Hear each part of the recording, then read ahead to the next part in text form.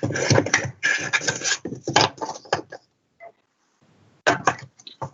evening, everybody, and welcome to the next in our series of coaching webinars with our sponsors, Zurich. Tonight we're lucky to have Damien Quigley doing a webinar on skill acquisition and development. A very interesting, something that is probably close to all our hearts. Just before we move on with that, just a bit of housekeeping, and I'll introduce Damien in a second because it'll take a long introduction. A bit of housekeeping. Just so you'll notice at the top of your screen that the meeting is being recorded. So just to let you know, it's being recorded, and by staying on, you agree to it being recorded. Also, you see on the screen to please turn off your camera and mic. I can mute you all at some stage if there's too much interference in the back, and I might have to do that, but I'll try not to. So please turn off your camera and your mic so you won't interrupt Damien. It's such an interesting content tonight that there'll be loads of questions as you go along. I know myself and Damien had a great conversation about it today, and you just get talking about it. But we'll be taking questions at the end. But if you have a question that you mightn't remember, just pop it into the chat box, and I'll be monitoring that. I'll come to it back in the end with any questions you might have. Okay, anyway, today's guest obviously is Damien Quigley. Obviously, we know Damien very well, and we're very lucky to have him here in Wexford, and obviously here tonight on this webinar. Damien is one of the top coaching tutors in Wexford, both in the GAA and the Wexford BTOS. He's been involved in developing many of the FETAC programs on national level. So, again, we're very lucky to have Damien in Wexford and involved in our GAA. He's also responsible for a sizable number of good coaches we have around the country, and I'm sure around the country as well. So, but I suppose more importantly, he's a proud Wexford man, and even more importantly, that he's a Rathcore man. So, when you talk about skills and coaching, all you have to do is go out and see the nurseries in his Rathcore and see what's he's developing there is fantastic. But anyway, you see that we're talking about skill acquisition and development. And again, put your questions in the text box as they come to you. I'll come back to later, and over to you, Damien. You can take it away from there. Okay, thanks, Sarah. Thanks for that. Good evening, folks. I suppose it's an area, first of all, the skill development. It's an area that I would have a huge interest in. From what does skill development mean for, I suppose, an under-7 player, and what does a skill development mean for a senior player? And I suppose tonight's presentation is going to be looking at what is the appropriate things that we should be doing as coaches, because I'm no different. I'm on the job, I'm making mistakes. I'm passionate enough that I probably do a good bit of reading on it and so on like that. And I follow anyone to get any idea from any sport. And I think that's one of the key things that we need to be is sponges to take information from everywhere and then try what works and what doesn't work. So tonight's session, I suppose, I'm going to make it as interesting as possible. You'll see that there's a few coaching videos where I'll be showing what I've just explained. So I hope that helps. All right. Again, just for you, if you think I'm going to reinvent the wheel here tonight, I'm afraid I'm not. But what I'm hoping to do is that I've tied a lot of information from a lot of different backgrounds, from different sports and so on, and I've tried to apply them to hurling. So it's a very practical presentation tonight. As Dara says, anyone has any questions, don't be afraid to put them into the chat and we'll have a look at them at the end. Okay, so Dara, if you can go on then, please. Okay, so we're just going to have a look at this first there, folks. No, mi sentite l'ora per favore? 5:35. Ma sicuro? 36. Grazie, prego.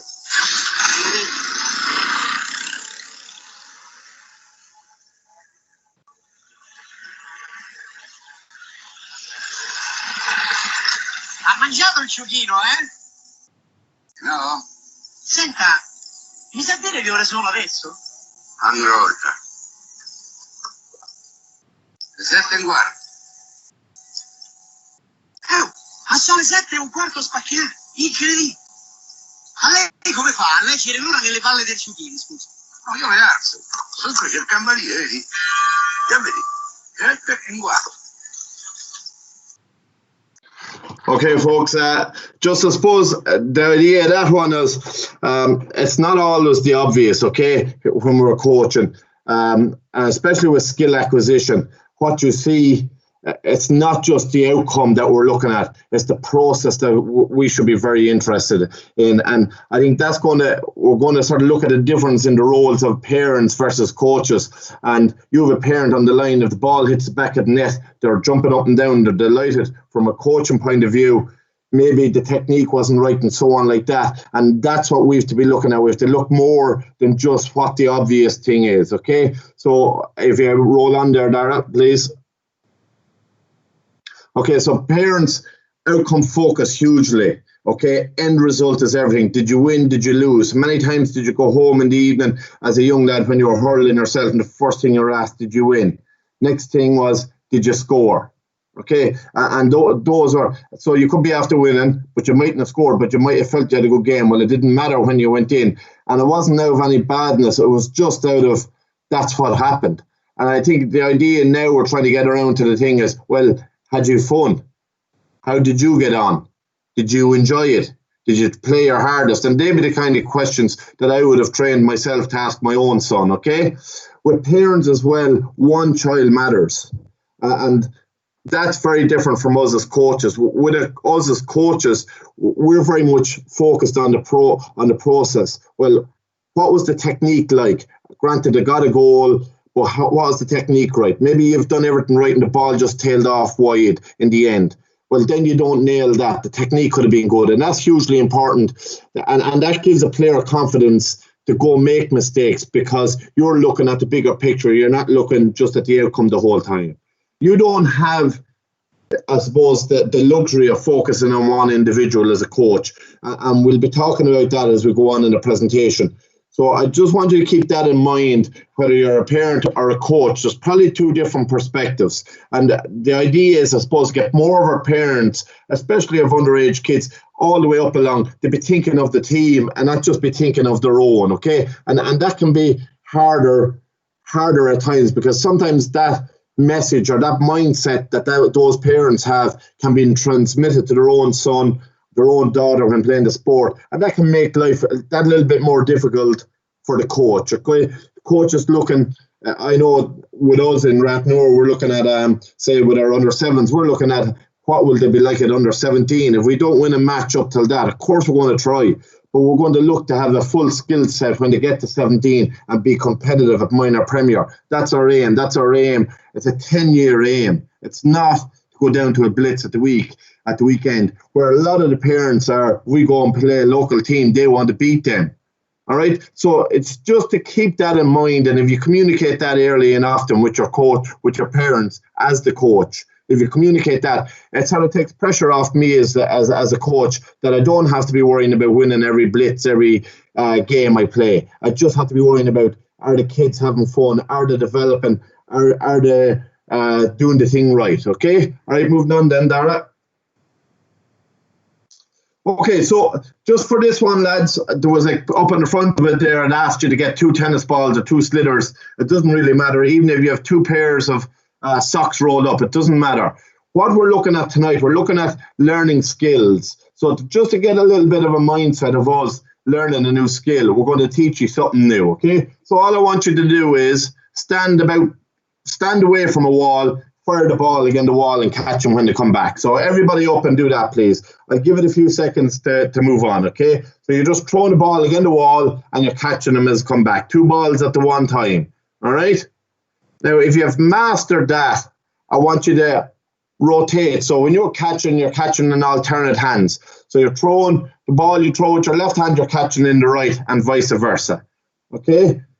A good step up in difficulty, okay? Okay, go again then. Next one then. Can you put a clap in behind your back before you catch the ball?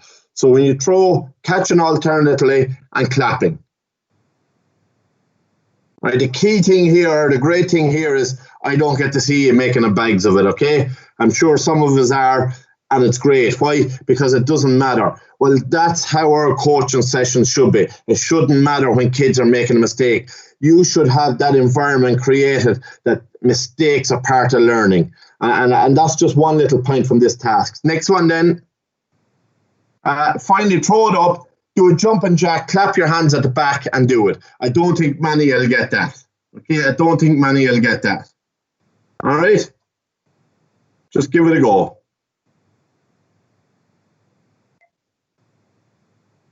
Okay, and finally then, you can sit back down, you can sit. We're not going to bother doing it for the minute because I don't think we'll get it. Okay, the biggest coaching questions or the most underused coaching questions are coming up next. So next, just, Dara, yeah. So discuss what just happened under the following 3 points. All right, Dara, yeah. So how did it feel? For you as a player, how did that feel? All right. What feedback was given or was it given by anybody? Well, nobody was actually telling you what to do probably. What demonstration did you get? You got 0 demonstration. So you were totally on your own. You had no feedback. So it was up to you yourself. And it just shows how much more difficult it is to learn a task when you're not given feedback and you have no demonstration given. So for any of us, we might think just not a whole lot happened there. But the sciencey bit, a huge amount actually happened there. So if you go on then there. Okay, so when players learn new skills, this is your inter-county senior hurlers. When they're learning new skills, this is also your under 6s, your under 8s. It doesn't matter. All right, the brain or the central processing unit of the body, which is the brain, seeks 4 different types of information. Number 1, the condition of the environment and the position of the athlete. I can guarantee you no 2 of you that stood up to do that activity was standing in the same position. No 2 of you were probably the exact distance, same distance from the wall. All right. So what you did first, you took on board, right? How far do I think I need to stand? So you thought about that. You probably didn't think of it, right? Step 1 now, how far? But that actually happened. The next thing you thought about, you probably done it through a few dummy throws with the hands just going like that to get the movement right. Okay. So that is showing the brain is sussing out what's the demands of the movement that's going to be performed. All right. When you started throwing, then your brain sought the idea of what are the consequences as perceived by the senses during and after the movement. So if you were throwing and they were coming back and you were just catching and throwing like that, well, you said, let's keep going like that. But if you're having to reach out here or reach out there or step back, well, also that's been taken on board by the brain. And the brain says, right, let's adjust our throw so we don't have to do that. And then the final one is a comparison of the actual outcome, what happened, versus your intended outcome. And this is these 4 points can't be understated for us as coaches, because when we see a kid performing something, if we're dealing in processes, we see what they do, we have good practice in our own head, and we try to make a relationship between both. Right? How do I get what's actually happening in reality into what is ideal practice? And that is what coaching is getting that information, first being aware of what are they doing, what should they be doing, how can I get them from what they're doing to what they should be doing. And that's the key for us as coaching. And communication skill comes hugely into that, and knowing your players, okay? So that's absolutely massive. Now, and the implications for us as a coach, we think there's nothing happening. But if we go on to the next slide then, Dara. Right, so the big thing, as I mentioned, it's a hugely complex set of events that's after shown off. So how could we help as coaches? So the first thing we do is we can show empathy. In other words, we can relate to the person, to the player that's not being able to perform the skill. All right, and that's why it's very important that we ourselves are putting ourselves out of a comfort zone, and maybe that little bit vulnerable now and again, that we can have that empathy so we can pass it on to a child, okay? We also need to be realistic. If I start a new skill with the under 7s or the under 9s in Rathnor, there's a good chance most of them will be doing it for the very first time. Some of them will be well able to do it, others won't. I have to be realistic. If I expect 3 nights, come out of the field and they all can do it, I'm cutting myself. Be realistic. The next one, be prepared for differences. It's one of the most brilliant things about us as people. We're all different. We're all different. I can already see at under 7 level, you can see in your mind's eye what type of players loads of these lads are going to be. And it's brilliant that you can help that. You can help develop that. You can help them with their weaknesses. But you have to be prepared for they're all going to be different. They're going to learn at different levels. They're going to mature at different levels.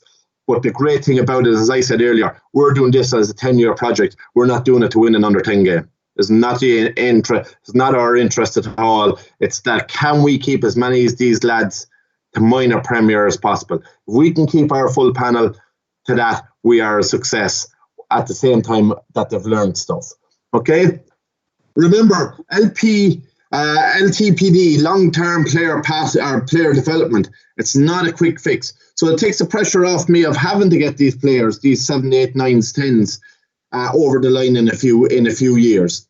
It's not. I have 10 years to work. The club is 10 years, and we need to do that. Next one then is plan for individuality. When you're doing your training session, do you remember the fella then that's left-handed, the three that are left-handed? Have you planned to demonstrate, which is one of the key parts of coaching a skill, left-handed, or got a left-handed hurler out of the club to come in and do it? So know your players, which is the next point, but plan for individuality. The last one then is know their circumstances. You might say to lads, I want you all to practice at home. Maybe issues are going on at home and it's not possible for them to do. Maybe they don't have the space, whatever it is. So try to get to know your kids' circumstances. So going back to the other side there with the diagram, the complex process of skill acquisition. How can a club help? Okay, so prior learning is the key to learning skills.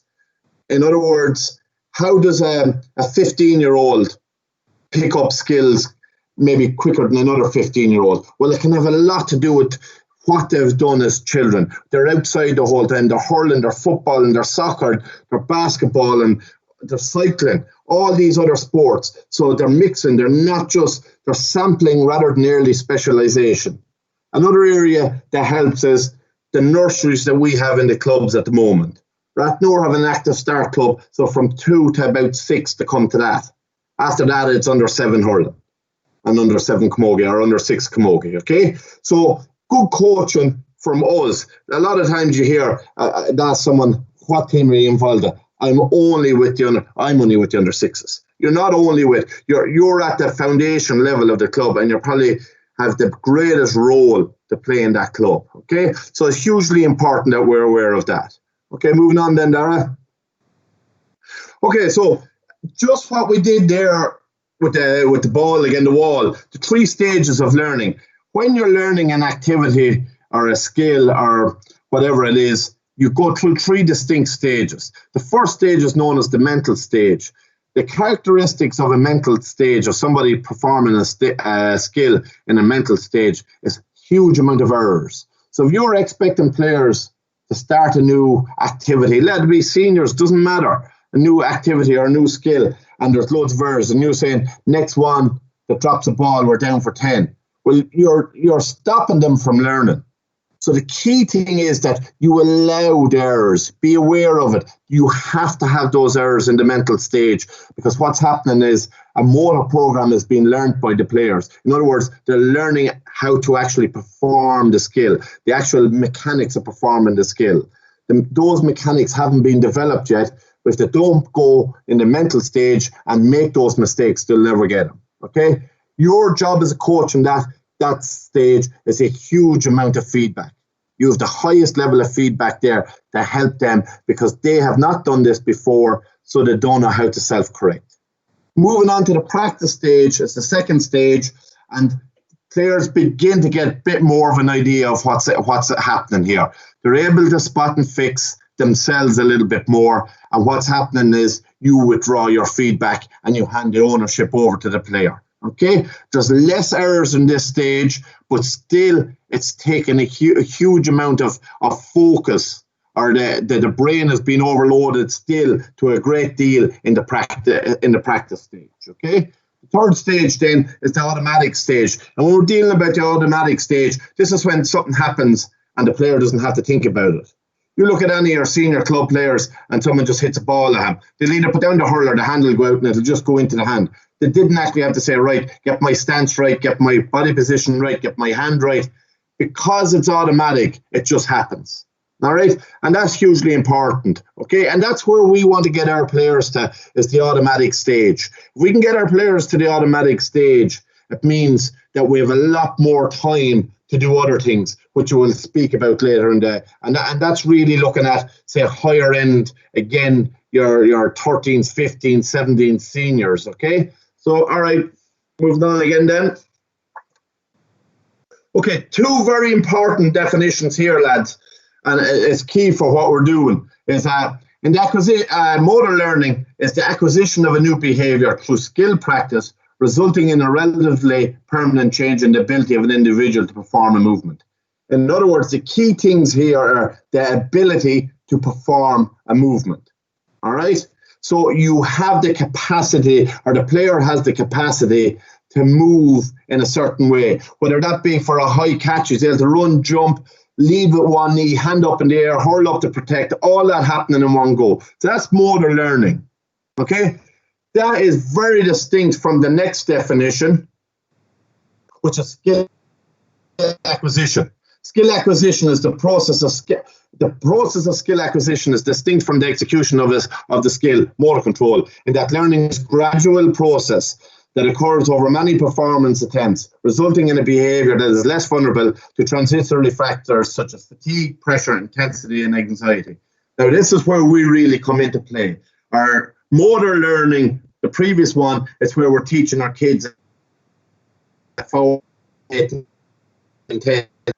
how to jab lift, get into position, bend your knees, bend your ankle, bend at the ankles, bend at the knees, bend at the hips, get down over the ball. That's all motor programming, getting the body to be able to do it. Skill acquisition, on the other hand, the key things here, it's a gradual process. It's not going to happen overnight. I would look at skills that we've taught the lads are under 7, now they're under 9.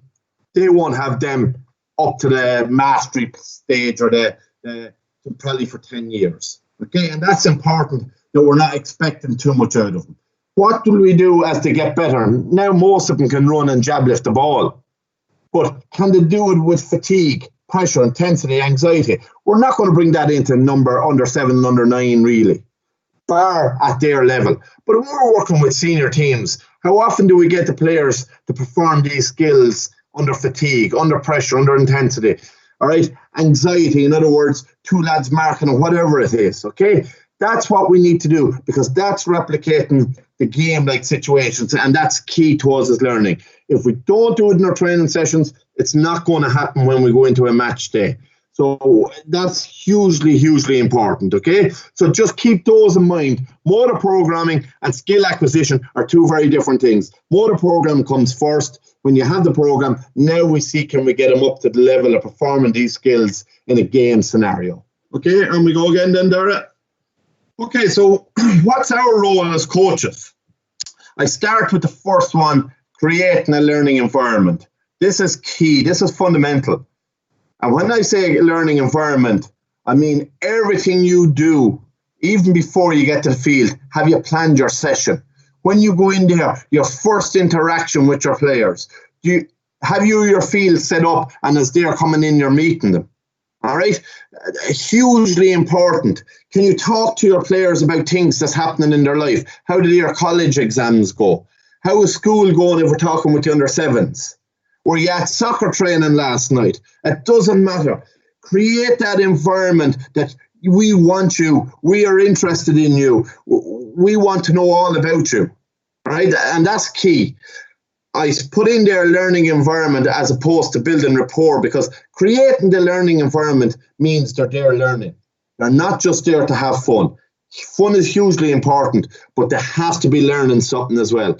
They don't want their 5 years with me and having right fun and huge entertainment, but they've learned no skills of the game. That's not what it's about. So that learning environment is key. Next one then is design the practice environment. So based on my session planner, have I the practice environment set up that I'm able to go from one thing to another? All right? Provide instruction and feedback. All right, so when I'm asking them to do something, am I clear and concise? Am I accurate with my questioning and feedback to them? All right, do I know what I'm saying, or am I just talking for the sake of talking? Next one then, demand players move from the comfort zone to the growth zone.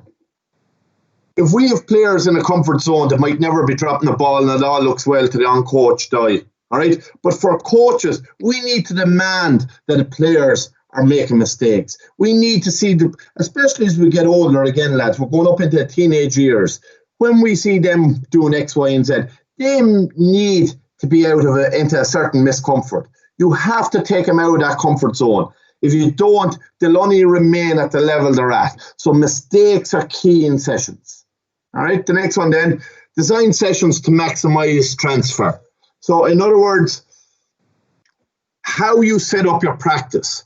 Are you going to be looking at random practice or blocked practice as your main types of training sessions? Some of you will say, what's the difference? What is a random practice? What is a block practice? I will be dealing with them in the next few minutes. And they're probably one of the biggest things that I've taken when I was planning this one. Okay, it's absolutely massive. It's definitely changed my approach to how I'll work. Okay, next one then, player-centered approach. Am I down there to advertise what I know, or am I down there to meet the needs of the players? 100% to meet the needs of the players. Okay, a huge amount of that is going back to your coaching philosophy. What do you want nowadays? All right. Again, I go back. If I can have every player running into the field for training and not wanting to leave at the end of it, and you might say, yeah, but that's okay with the nines. I mean that at senior level as well. You need to get that, right? And that's being player-centered, looking after the player, not being a pushover, definitely not a pushover, but you need to look after, you coach the players first and then you get a team. There's no point in going in and trying to treat them all the same because they're not all the same. They're all individuals. The next one then is use head, hands, feet. In terms of technical coaching, it's probably the single best thing to use. If you're coaching a skill, make sure those three things. Where's your head at? In other words, where your eyes are. What are you looking at? Where's your hands? Where's your hands in relation to the hurl? Where's your feet? Are the shoulder width apart? Are there weight transferring from one foot to another during this skill, whether it's striking or whatnot? Absolutely godsend from children right up to adults. The head, the hands, the feet. All right? Next one then is moving from closed environment to open environment. We would start hugely with the kids, the younger lads, in a closed environment. So they're doing a row lift all on their own.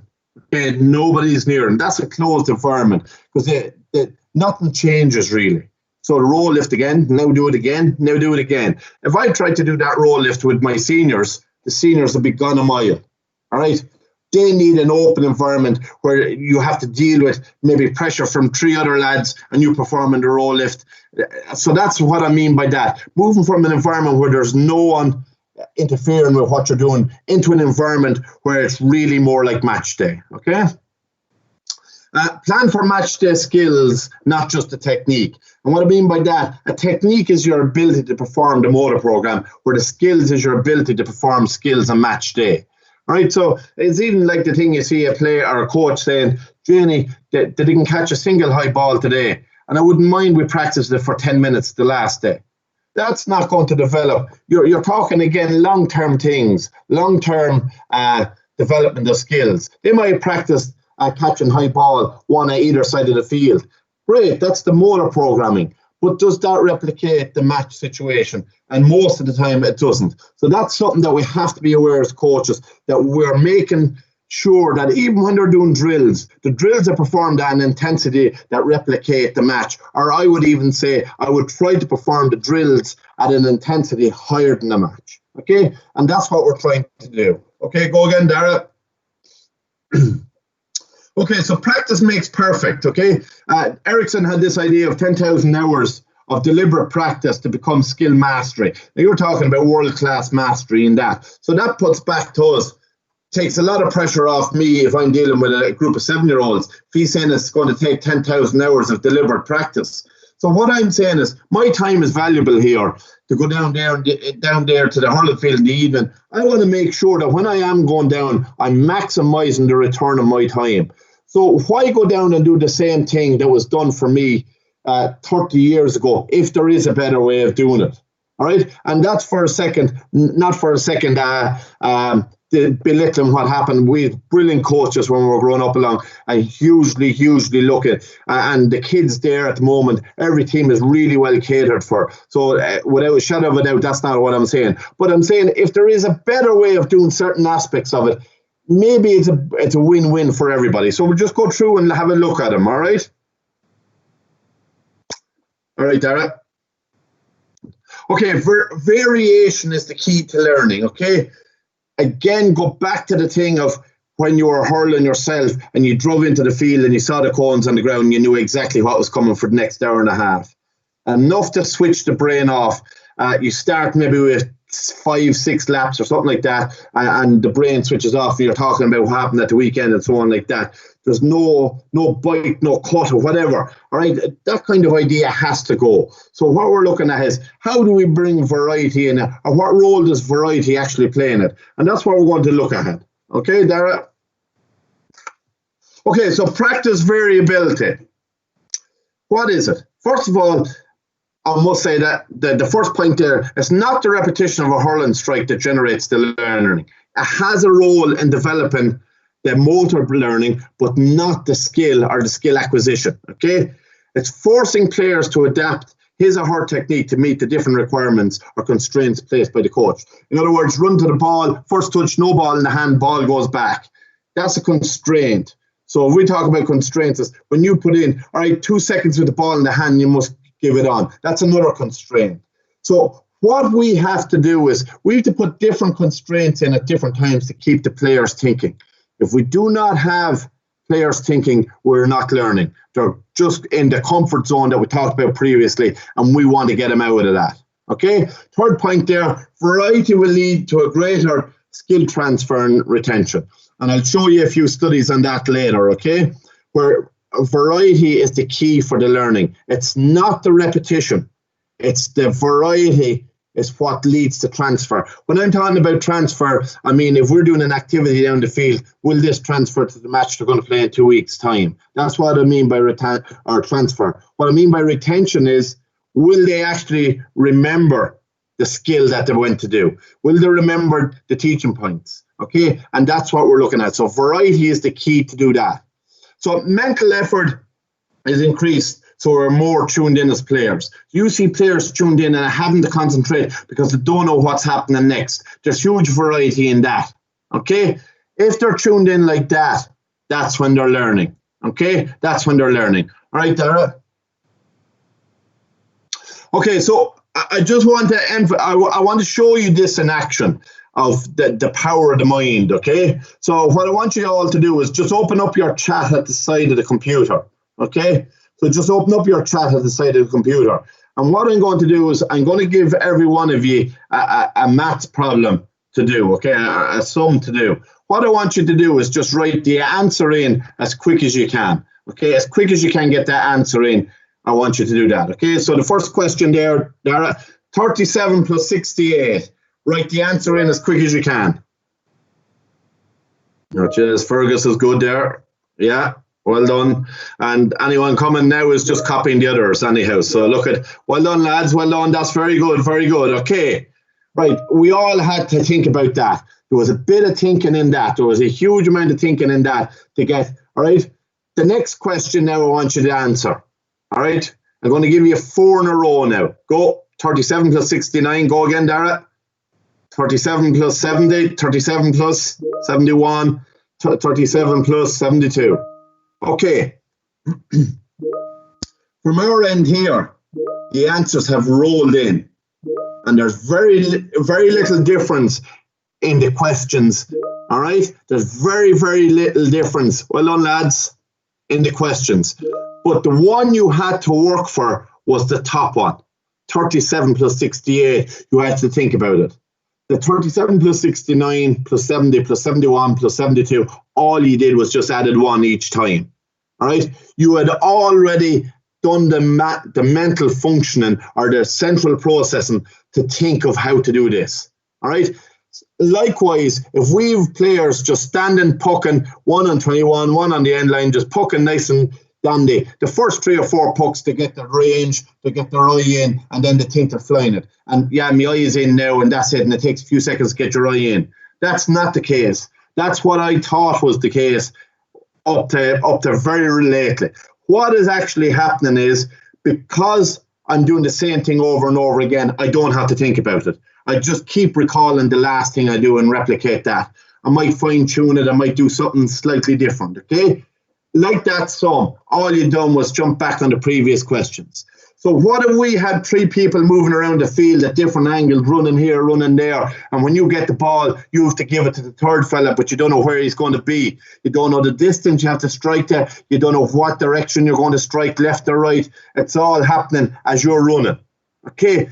Now all they're doing is just pucking and moving, the very same nearly as on the end lines, but you're constantly tuned in to where my players are gone, where's my buddies gone, where do I have to pass? And that's just the most simplistic example I'm giving you. This can be for every single activity you do in the field. That to keep the mental side engaged, we have to plan our sessions to make sure that they have to be tuned in, that they can't just be repeating the same thing over and over again, that every single activity that they do is different, okay? And that's key. So I want you to keep that in mind, okay? On we go then. All right, so that was the relevance, okay? So practice variability. When I do that kind of a session, lads, where I am breaking up and down and slowing and so on like that, and players don't know what's happening next and don't know what's happening, what happens for those looking on at the session? It leads to a high level of variability in skill execution. In other words, there's good skill execution, there's poor, players are mishitting more often than not than if they're standing in the one spot, right? Do I give out as the coach then for that, or do I say this is part and parcel of it? Okay, so there's inconsistent performance outcomes. It's not as good as if I have the lad on the end line and the lad on the 14 and pucking. It's definitely not as good. But what is happening is that inconsistency is leading to a better transfer of learning.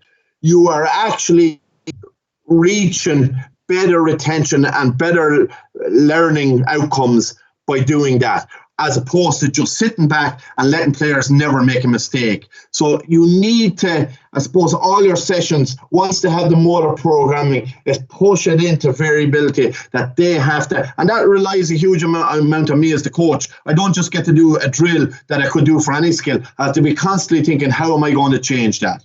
All right, Dara.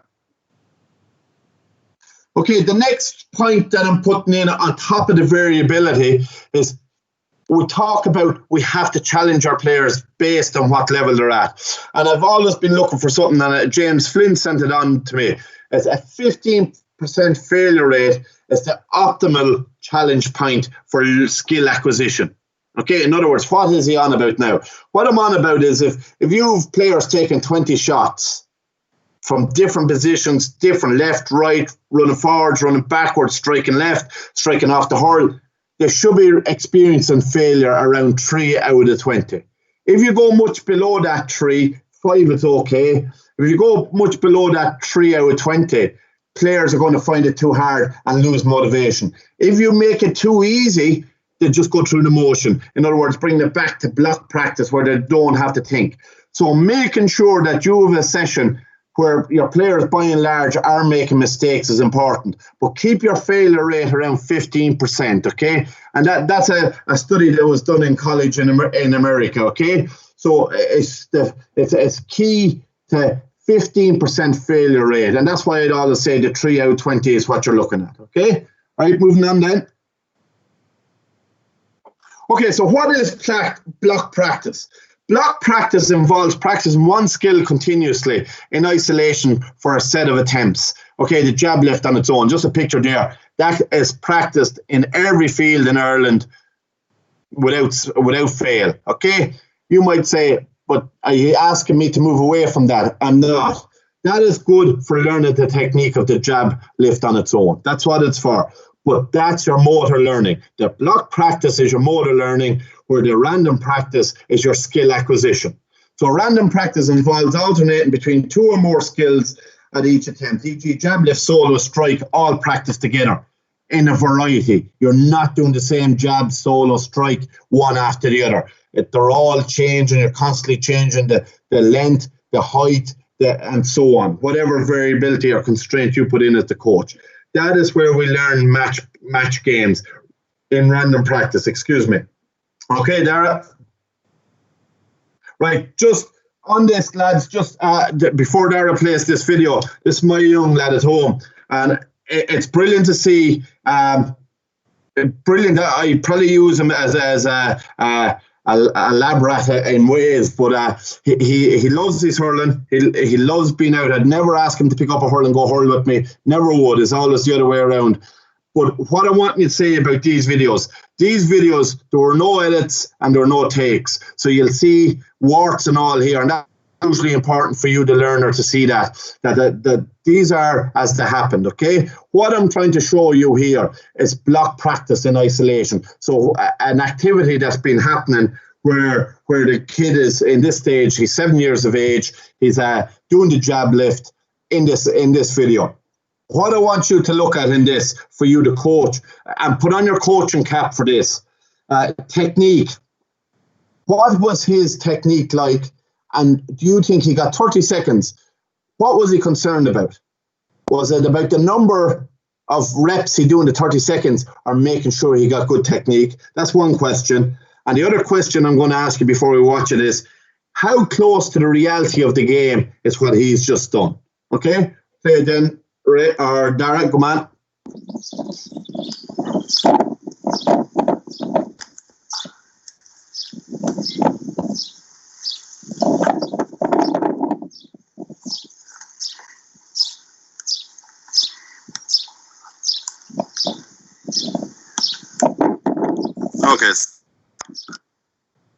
Okay, so just from my point of view, yeah, great for motor learning to learn the actual movements that's required for that activity.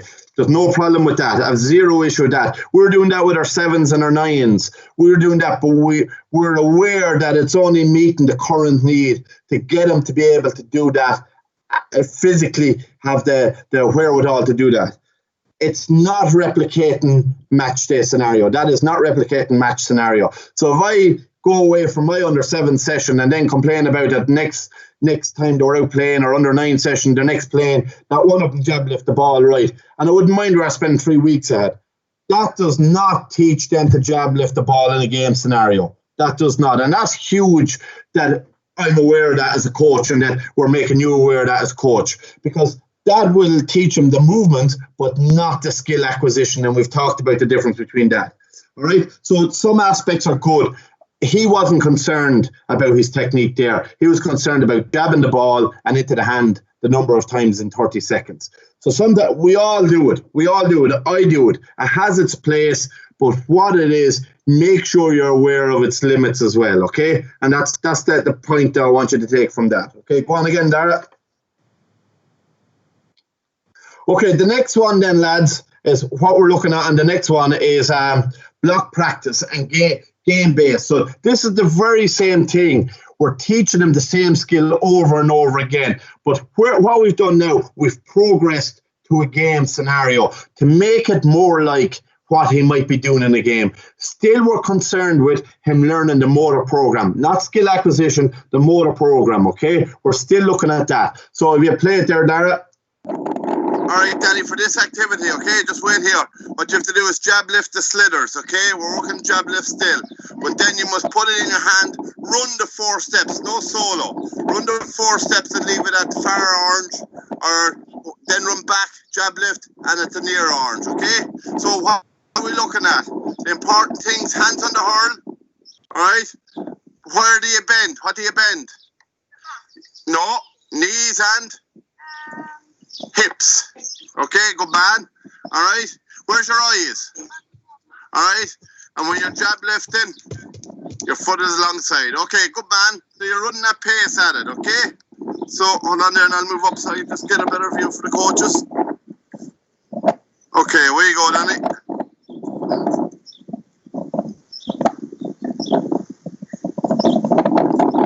Okay, that's okay. Back to the cone. Back to the cone. Go again. Keep going.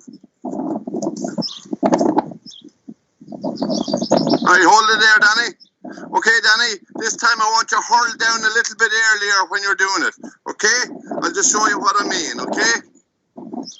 Alright? So the hurl down a little bit earlier. So as you're coming to the ball, your hurl is down. And into the hand, okay? You're not coming in like this, look. And then putting the hurl down. Your hurl is down earlier. Good man. Okay, where you go? That's it. That's good. Hurl down nice and early. That's okay. Back you go again. Good man. That's good. Good man. 4 steps. That's it. Good man. Brilliant. Well done. Well done. Okay, come to the camera here, Danny. Okay, which is better fun?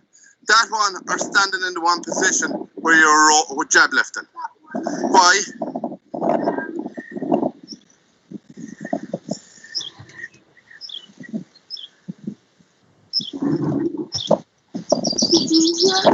Easier. Why was it easier? Sure, what? Running. Good man. Good man. Good man. And what else was it? More? Which was more like a game? Why? Because you're trying to get all the balls. The other one, all you're trying to do is this job. If this button, it's like a game where someone can win, like someone goes back and someone puts it on. And it's like walking basically. Good man. Good man. Thanks, Danny. All right, folks, just on that one then. Okay, just 4 little things that came up in that. First of all, the coaching in it, okay? He was asked head, hands, feet, and we nailed them in the beginning. And that's what I'm talking about, getting that into it.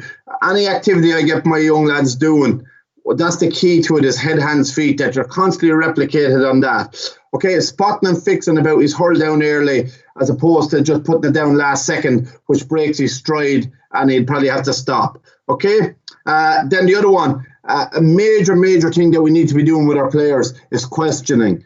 Rather than telling Danny all the answers there as a coach, I try question, okay? And this is good practice for all of us, because at the end of the day, what we're trying to do is develop our players when they get to a certain age, 18, 19, 20, and that they're thinking for themselves. Well, if they're used to us at 4, 5, 6, 7, 8, 9 years of age being asked questions, they have to think of why they did what they did. Okay, and that's key for us as coaches, to keep that in mind. Have 3 or 4 questions ready for tonight's session, and they're never too young to question. Okay, moving on then, Dara. Okay, the next one then, we're moving from block practice to random practice, where this time there's increase in decisions and he's to decide what to do. So you might as well roll it there, Dara. Next activity, Danny, we're going to mix up the roll lift and the jab lift. Okay, there's 6 balls in the square. You have to decide whether to roll lift or jab lift it. The only difference is, if you're rising a ball, you can't put it out over the square till it gets into your hand, okay? All right? So you have to decide what you're going to do when you come to the different balls, okay? The roll lift, every time you roll lift the ball, you must go back to the cone you came from. Jab lift, you can follow through and go to the next cone. Is that okay? All right? So do you want to go back up the top there and get ready to start? So don't forget your head. What are you looking at? Your hands under what position? Yeah, good man, ready position. And then your feet, 1 foot as well, alongside the ball, okay? So just remember on that. Okay, Danny? Yeah? Right here, why? What happened? Right, so what would you do instead? Roll lift, good man, that's good. Okay, away we go.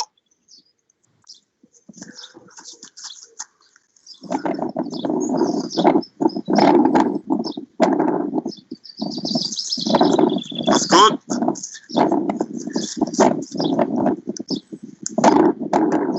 That's good.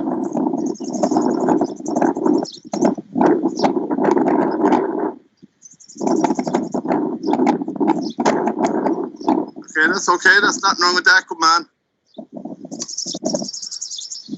Okay, and again, folks, when we're looking at that, what we just see is that it is okay to make a mistake. A mistake is no issue at all. But what we have is, it's more game-based, okay? And that's key. Just put a little bit of challenges. Not just keeping our challenges as static. We're trying to link it back to games-based coaching. This is the simplest format of that, okay? That's what we're looking at. And again, in that, we've moved away from a bit of, I suppose, block practice to a bit of random practice, okay? Which a lot of this presentation is looking at. And we know performance mightn't be as good, but retention probably will be, and learning will transfer better to a game situation. What we're going to look at now is, we're going to look a little bit more, I suppose, at block and transfer, okay? So bear with me now for a minute and we get set up for the next. All right, Derek, move on then again. Okay, so folks, I mentioned earlier about the acquisition, retention and transfer of a skill. Basically what happened here was any study, there's any amount of studies out there, this is just one, okay, by Shane Morgan, okay, and what it was the time and to do a particular activity with their hands, okay, so the lower the time, the better, the more skilled the individual was. So what happened was block practice, in other words, the lads in the red practiced the same thing over and over and over again. No change in environment, no change in anything. And as you can see, they improved to a more of a degree than the green lads. The green team or the green individuals, what they did, they practiced, but they changed up the type of practice consistently till we came to 6 repetitions of it. After that, they were stopped. They came back the following week, and the time that it took the lads that done block practice had gone back up to 2.2 seconds, where the time for those that done the random practice had gone down below 1.4 seconds. So the transfer and the retention has improved from performing random practice. And that's your take-home message for this. If I want my players to learn to transfer skills to a game setting and retain what we're doing with them, in other words, making most use of my time and their time and parents' time, we need to be using random practice. And that's all the way up to senior inter-county. That's a elite world-class sport. Random practice helps the acquisition, the retention and the transfer of skill. This is one of any amount of studies. All right, it makes no difference what study, every single one of them is coming back that random practice is the key. Okay, moving on again then. Okay, so block practice then, what is it? What happens if I run a block practice in my field session? Well, what I'll see is better performance of skills in the short term. So when I go down the field and lads looking on and say, Jesus, Damien has the lads flying, and look at them lads and they're all able to do this. Over the long term though, learning isn't as permanent. They'll forget a lot of what they've done because all I'm doing is getting them to repeat the same thing. And what happens, did we say? The brain switches off because they've already learned it. Very same as when you done your maths question. All right, when you're being challenged with different types of questions, you're learning more. The random practice then improves retention or learning of a skill. But what does it mean for us coaches? Well, it depends on the current player's ability. If the player is only learning a new skill, they have to do a certain amount of blocked practice to learn the motor learning. But if we're looking at developing a hint of skill acquisition and the needs of the game long term, we need to move towards random practice. All right? Okay, next one then. Okay, so look at what we're looking at here. We're going to give you an example of, this was the high catch, that's what he did. Again, probably tough enough for a lad of his age, but looking at, can he, if we do block practice first, you'll see the good performance. Why? Because it's nearly the same movement over and over again. When we progress on, what we're looking at is into random practice, the transfer will be good, but what's happened is performance levels drop. So other people might look and say, geez, he's not as good as he had been, he's after losing more. But that's because there's more random practice. The video nearly explains probably better than I'm doing at the moment. Just 3 things I want you to look out for yourselves as coach, okay? I want you to see the very obvious difference in blocked and random practice is one. The second thing, what I want you to do is I want you to look at the use of imagery when coaching this age group. I think I mentioned something like he jumped out and he got the ball. I said the big bear claw on him or something like that. Creating that image is hugely important. Like one of the things we'd look at doing is imagery the whole time, that they're the Henry Shefflins, the TJ Reeds, the Joe Cannings, the Shamie Callanans.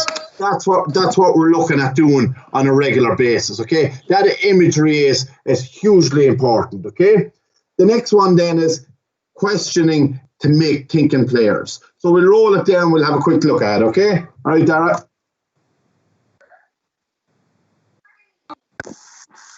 All right, folks, Danny's set up there in front of the goal here.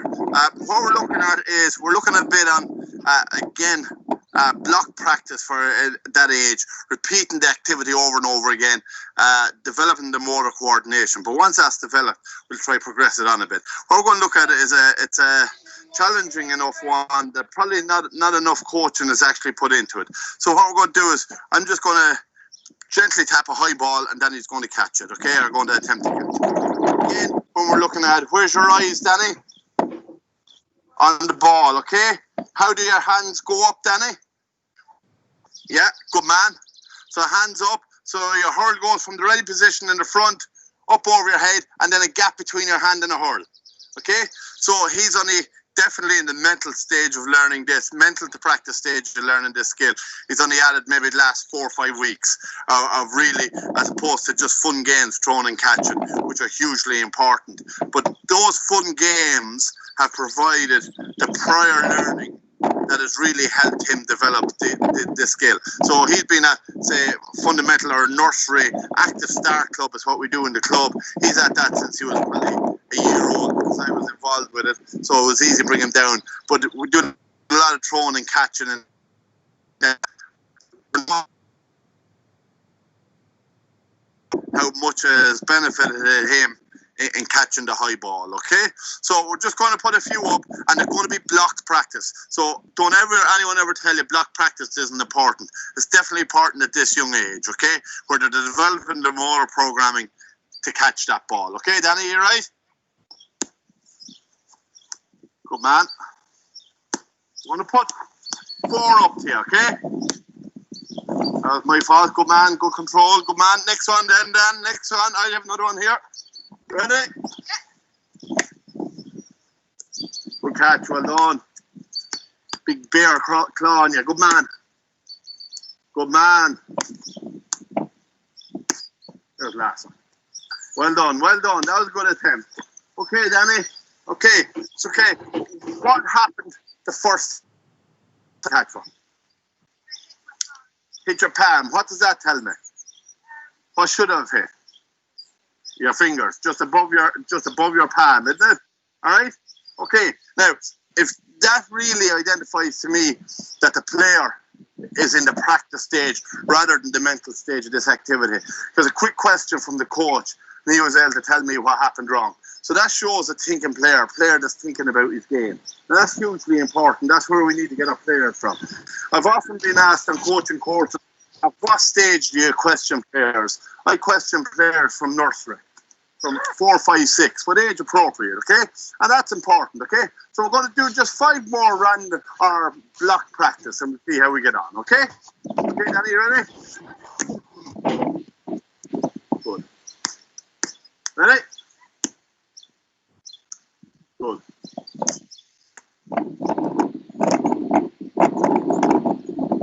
That's good technique, Danny. Very good hand. Up.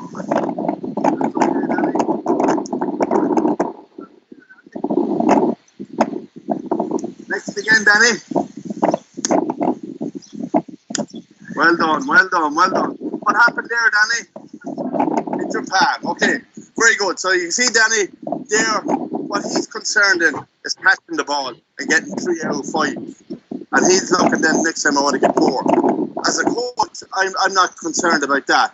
I'm concerned that does he know why he didn't catch the 2? All right? And if he knows that, it's just a quick informal. Well, Danny, but well done. Why he didn't catch it? Once he knows that, I can move on. I don't need to spend loads of time with him because he showed me his practice rate is fairly high, okay? We talk about when we're setting a difficulty in training, and we'll talk about that in the presentation, a practice variability or a challenge point of 15%. So in other words, if players experience 15% failure, that's seen as an adequate point in order to keep motivation high enough, but to make the task challenging enough, okay? That's block practice. But all I want for Danny is to learn the hand. I'm going to progress it on, and this might be too hard for Danny. It shouldn't be too hard for him, okay? So, Danny, don't mind if you make a mistake of this. This is for the coaches, okay? So, we're moving away from just doing the simple thing. We're working on first touch, okay? We're working on controlling the ball wherever way it's coming to you. So you're just coming at that ball, you're controlling it, and just giving it back to me. Okay, go. Good habits. Good man.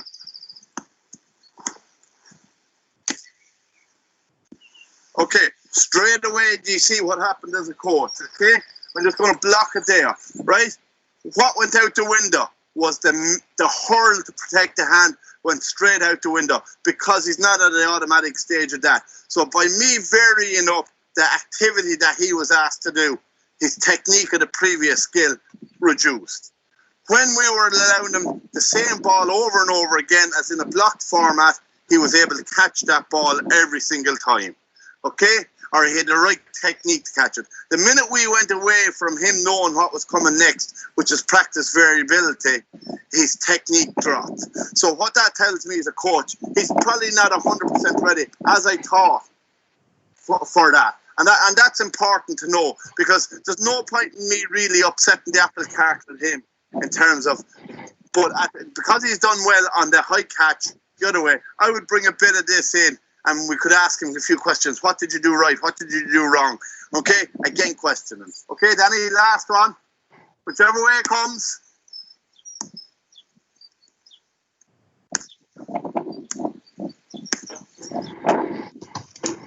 Good catch, good claw, right finger. That's it.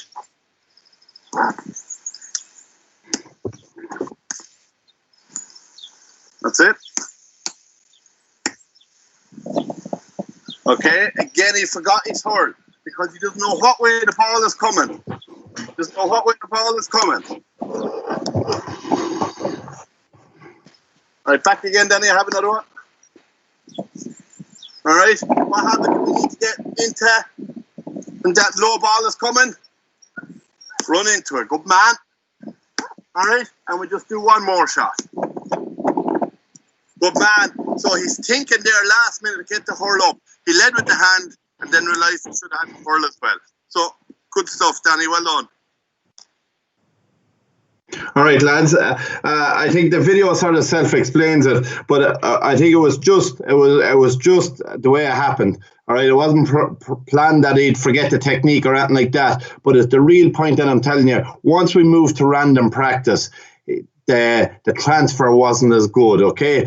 When he was stuck in block practice, he was getting good performance. And that's okay. That's good for that age or any age when they're learning a new skill, because confidence is one of the key things for skills as well. So by doing block practice, you can get confidence up. But don't stay there. Do not stay there, because it will not help you when it comes to match scenarios. You have to bring it across to match scenarios. Moving on then, Dara. Okay, so what is the role of games in terms of skill acquisition? So players tend to be more tuned in games rather than just doing drills, okay? Because a game by its nature has a winner and a loser, or a chance to win. So that in itself creates a competitive animal in us all. Don't let anyone ever tell you, like I might talk about our aim isn't to win 110. Don't get it. We go out and they'll try their damnedest. Those lads will try their damnedest to try win every game they play, and they don't go out and say, I don't mind if we don't win. But it's not the value that we care about, or it's not the overall thing. It's competitive by its nature. That's why games keep players tuned in. Second one then, a lot more variability in the execution of skill, because there's so many things happening at the one time in a game scenario. And that's what makes it brilliant for creating variability or random practice. Okay, conditioned to add constraints. So you can decide if you're working on a high catch, like say the last one, we want to bring that to a game. Well, the first thing is, how do I get more high catches? So simple things. How would I get more high catches? Well, eliminate ground hurling. Eliminate maybe batting the ball. You can only catch a ball. So there's two very simple things. Eliminate hand pass. So the ball has to be struck out of hand. Okay. So that again plays a role in it. Okay. Next one then. Can highlight when skills is limiting factor to the game being successful. So if you're doing the high catch or you're doing, say, a game, whatever it is, and the game is falling down based on a single skill, well, you'd say, well, they're not ready to perform that in a game setting. We need to bring it back a step to a lesser activity in order for that to happen. Okay? As to then, coach can identify where players are in terms of skill acquisition. If you have a player and he's performing the techniques correctly in a game scenario, that player more than likely knows that skill. So under the pressure of a game, if they're still performing the skill correctly, that's a good indicator for me as a coach of what level they're at. The last one then, practice a lot more random, okay? So it's not blocked, it's random because we don't know what's going to happen next. Okay, moving on then again. Okay, so when we're talking about skill and learning a skill, this diagram came from I think Dave Goldsmith had an article or something in the AFL, and I just changed it around to make it used for a GAA setting. And what we're looking at is, when does a technique, in other words, when does the motor programming become actually a skill? In other words, skill acquisition. So the first thing that we do with to learn and perform the technique, that's the motor programming. There's your block practice. Okay, then can we get that very well that they're getting it right the majority of the time? Can we get it right? Now we're adding in speed. And that first line is probably your 7s, your 9s, and maybe even into your 11s for all your skills. Okay? The next line then, can we perform very well at speed and under fatigue? Under fatigue, next one then, and under pressure. So adding in players. And then consistently, that we're doing it right over and over again. And then games based. Can we do all that correctly at a high intensity with pressure on and do it consistently in a game scenario? Well, if that's happening, and we're talking probably 13s, 15s, 17s, that's skill mastery when they're able to do that on a regular basis. So this idea of doing jab lifting for 10 minutes, and now we've taught the jab lift, it's a phantom. We need to be looking at long-term player development over 10 plus years. Okay, and they don't stop developing when they hit 17. Okay, so think of that as it takes pressure off you as a coach as well. Okay, moving on then. Okay, so what's an open and closed skill? I'm not going to spend much time on this because I've mentioned it already. An open skill, a skill that is affected by the environment. The player must make decisions based on what's happening around them. All right, they probably never were in that scenario before, that Tipperary player. Okay, he's to decide what's happening because he's been in loads of scenarios like it. At the other end, you have Joe Canning lining up for a free. The environment is very predictable. You know what's happening. It's a closed environment. That's where we start with our skills and we progress on to an open environment as we move on. Okay, moving on again then. Okay, this is huge, lads, in terms of getting skill level up. This is a skill triangle, okay? And we're looking at the do part of the skill is the motor program. That's the motor program, the do part of the skill. Can you do it? Have you the ability to do it? But there's a lot more to mastering a skill or to being able to perform a skill than just doing it. It's number one is reading the scenario, what's happening on the field of play in front of me now, planning what I'm going to do, and then just going and doing it. So there's 3 parts to it. The more proficient and skilled your players are at the do part, the more attention. All right, the more attention that they'll have. All right, the problem with PowerPoint is there's a PowerPoint. I see someone saying a power problem with that. We'll look at it again. We'll look at it again. Okay. So what we're looking at is we want to make sure that the skill is so automatic with all our players when we're hitting 17 that they have plenty of time to look at the read and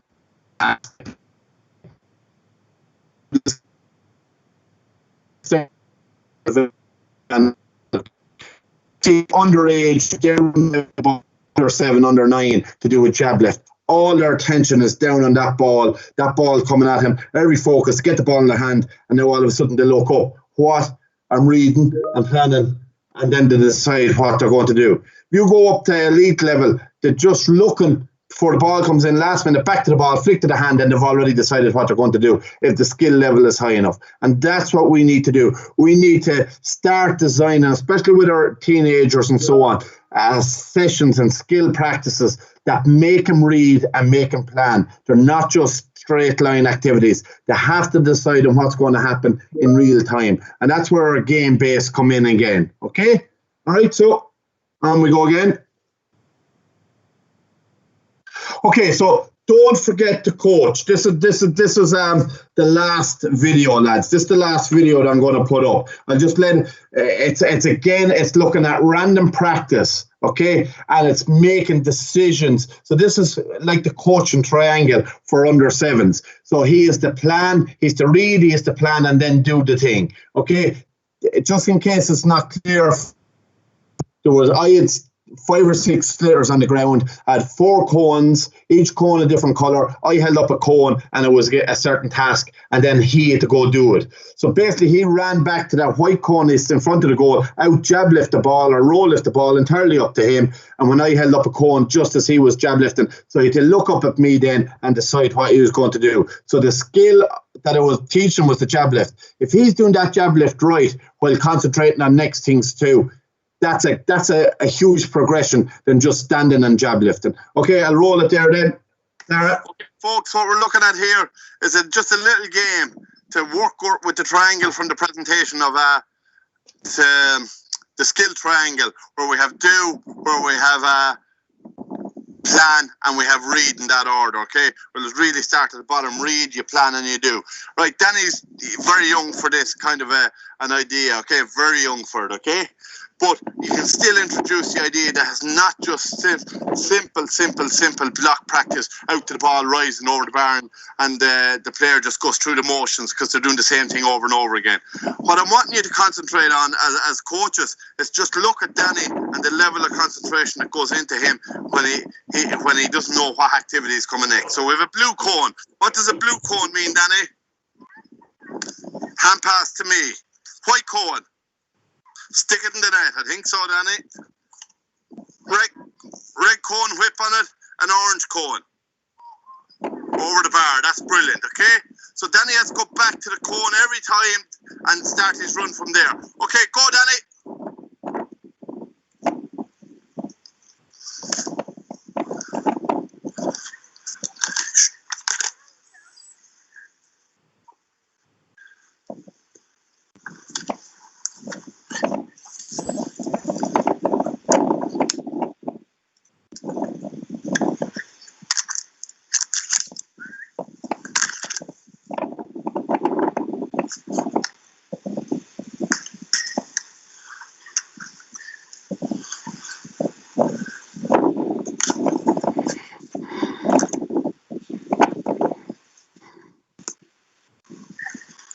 Okay, well done, Danny, well done. Okay, folks, so look at all I wanted you to get out of that to see there was that you're making the player think, and this kind of stuff, we don't do it enough for this age group. But if they get in the habit of having to be constantly thinking when you're hurling is the very same as when you're 17 or 7. But if they're doing it from 7, look at the 10 years practice in that. We don't wait till they get to 15, 16, 17 to start getting them to do activities that require a lot of thought. Start pushing the boundaries out. You'll know fairly quick what level they're at. Okay, moving on then. Right, so in conclusion, just to wrap up the whole thing, when we're coaching, lads, keep this for yourself. This has got me out of more I suppose, traffic jams than a lot, is using head, hands, feet. Where's your head? Where's your hands? Where are your feet? At a training session, I probably use it 15, 20 times when I'm going around to all the kids. Teach the skill through an activity or a game. Don't keep them at the blocked practice in isolation for too long. Grand to learn the motor program, but then devise a game to get them active in the game.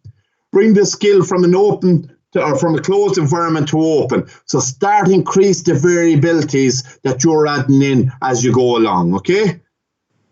Remember, read, plan, do. Not just how, but when to. And that's one of the biggest key things. You look at top players. They seem to do the right thing most of the time. But imagine if we can start our players at 6, 7, 8, and they're being asked to do that, and they're being questioned on why did they do that. Right? That's hugely advantageous as we're going forward as a club. Okay, huge variety then can be added when looking at the 7 stages of skill mastery. So that slide that we've done the 7 different stages. If you're looking at, right, how do I jizz up the jab lift anymore? Well, how do I add pressure? How do I add fatigue? How do I add speed? They're all different ways of just adding to the same skill you're doing, and just by adding a bit. Okay, progress from block practice to random practice. Block practice good for motor learning, random practice for your retention and your transfer learning. Hugely important. Right, Dara? Keep players challenged, and we talked about the 15%. Right, again in one session you'll have players on a. I know with ours, with 7s, 6s, and 5s. And what we used to do was, Richie Flynn used to be with me, and what we do is we'd break up the sessions into 7, 6, and 5 based on ages, really. But within that, you would still have varying ability levels. And cater for that, it goes back to what I said at the beginning, the individuality and being realistic. They're not all going to get it, and that's okay. So keeping them focused, in other words, how well have you prepared your session? All right? Does it meet their needs? Are they excited about it? All right, and then in final, then I moved on. Then that okay, as great quote came across, and looking for something to finish it up with. The only thing that interferes with my learning is my education, and you, the coaches, like myself, we are all the educators when it comes to the hurling field. So that's what interferes with their learning, is how we educate. So it's a huge onus on us to try to get the thing right, a massive onus on us. And look, make all the mistakes in the world, but make them in the right spirit. Make them because you're trying to do the right thing. If they see us making mistakes trying to do the right thing, we've demystified the whole thing of getting things wrong. Our lads, without fail, we'd often ask them the question, what do mistakes do? Help us learn is the answer we get back. All right? If they're doing that at 7, right, there's no fear of making those errors. What are they going to do now? Huge amount of trust to us now. Why do they trust us? Because they know we're there to help them. We know if they get it wrong, we're not going to ridicule them. And that is key to us as coaches. Have we the learning environment that they're willing to do all that in? And that is absolutely kernel part of what our job is. Okay? So look, I hope, lads, you've got something from it. The big thing that I will say to you is, look, we're all back in the pitches. We're all back in the pictures over the next probably few weeks. And the thing is, try to throw some of this in. Try it. Like, I'm going to be trying it. I'm going to make bags of it more evenings than not, but that's okay. But go try it. Like, it's strange times for the last few months, and hope to God now we'll be getting out the other side of it. And it'd be great if we could go and say, right, let's try the block practice and progress in the block practice onto random. All right, and there's little things like that. I don't have all the answers. I don't have anywhere near all the answers. I'm trying to learn the whole time to make it more advantageous to the kids. So look, if anyone has any questions for me, lads, just shout away and we'll do our best. All right. I see Niall has a question there. Block practice. Yeah, if I was looking at block practice, what age group, Niall? If I was doing block practice for any group, I would be having lads floating, none of this standing under 9s, right? I'd have lads that they would not stand on the end line on 21 or 21. We're starting maybe there. All right, lads, now you can go move. Okay, now we can go move. I'll be looking at, we're not just striking dominant side, we're not striking standing, we're striking running, we're striking jogging, we're striking sprinting. It might be the coach that says left, right, left, whatever it is, that is constantly different the whole time. I have them striking going forward, I have them striking going backwards, that I'm constantly changing it up. Maybe I have a rotation in it, right? first strike is going forward, second strike is going backwards, and so on like that. That you're constantly trying to vary. That they're having to think of the new activity the whole time. I hope that helps you, Niall. Any other questions, lads? Just Damien there. That was a fabulous presentation. You're bringing it to a new level. Question I had now, just while the rest of them are putting questions there. We spoke before about fundamental movement skills, and obviously Danny is on his pathway there because you're getting him to bend the knees and the hips to get to the ball. Where does that? And he's probably just at the edge of random versus block practice. An age group, does that influence to his fundamental movement skills? Does that influence when you can move on to random practice? The fundamental movement skills is a good question, because it's probably one of the things that he was weak at and has struggled a huge amount with. Anything that he did there, striking a ball or anything like that, did not come from say, just having great fundamental movement skills. It would have been a lot of time and effort that he's put into it. But one of the things, he started doing gymnastics, and it's been a huge help for him, and it has brought him on a huge amount.